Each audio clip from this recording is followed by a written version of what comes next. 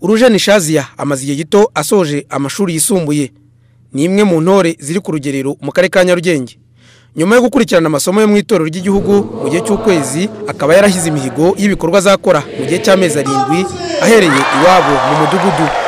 Ibyo twizerana gutwisize hari nibyo tuje gupratika hano muri kano kagari kacu. Niyo mihigo twihaye nk'urubyiruko kandi tuzabigeraho.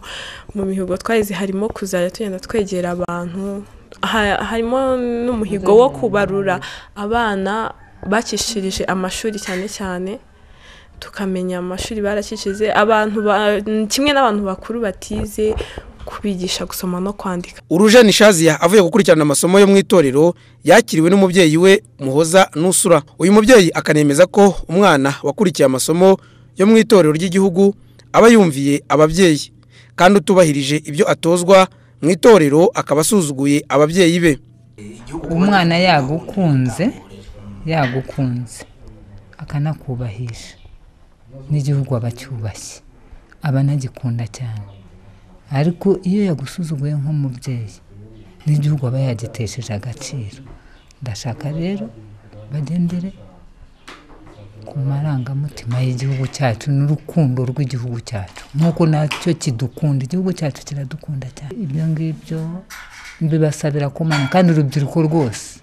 Umuyobozi w'akarere ka Nyarugenge Mukasonga Solange wari umaze kwakira imihigo y'intore ziri ku rugerero yasabye abagize inzego z'ibanze kuzafatanya n'intore zije zibagana kugira ngo imihigo bahize izagere ku musaruro ushimishije.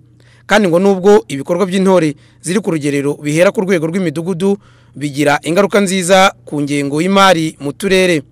Intore zishoza mihigo zo mu karere ka Nyarugenge zisaga 2,000 zimaze ukwezi zihabwa amahugurwa. Uyu munsi zahize imihigo y'ibikorwa bazakora mu gihe cy'amezi 7. Ese ni gute iyo mihigo ikorerwa icyegeranyo cy'ibyayivuyemo? Undi bakora ibikorwa mu bwoko butatu. Hari ibikorwa bakora by'amaboko, hari ibikorwa bakora by'ubukangurambaga, hari n'ibikorwa bakora by'ibarushamibare. Ibyo byose tubiha agaciro ko nk'ubushize twabaraga dusanga bamaze kwinjiza hafi miliyoni zira kuri 400 yagira kwinjira mu bikorwa. Dushimira ibikorwa bagiye bakora, hari nk'ibikorwa bakoze mu bijyanye no kuzamura imisoro muri Gitega, bituma imisoro izamuka yikuba hafi inshuro zirenga 2. Umwaka ushize bagize uruhare mu kubaka amazu y'abatishoboye bahungutse bavuye muri Tanzania mu murenge wa Kanyinya. Iyo ugeze ahabereye ibikorwa by'intore ziri ku rugerero mu bihe bishize, usanga abaturage bemeza ko bigira uruhare mu kuzamura imibereho myiza yabo. Ubundi imvura yaransenyeye, biba ngombwa ko intore ziza kumfasha kubumba amatafari kugira ngo bashe kongera kuzamura inzu, kugira ngo ibigeze ahangaha ni intore zamfashije mu kubumba amatafari. Intore ziritanga, zikorana imbaraga n'umurava. Abandi urundi rubyiruko narwo rwagakwiye gukora nk'uko intore ziri gukora.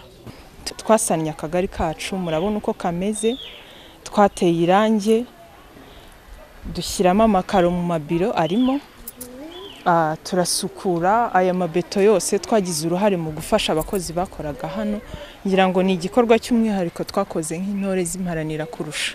Mu karere ka Nyarugenge ibikorwa by'intore ziri ku rugerero byibanze no ku bukangurambaga bwo kwigisha abaturage akamaro k'imisoro, ku buryo abayobozi bo muri aka karere bemeza ko ibyo byatumye imisoro kabasha gukusanya yikuba 2.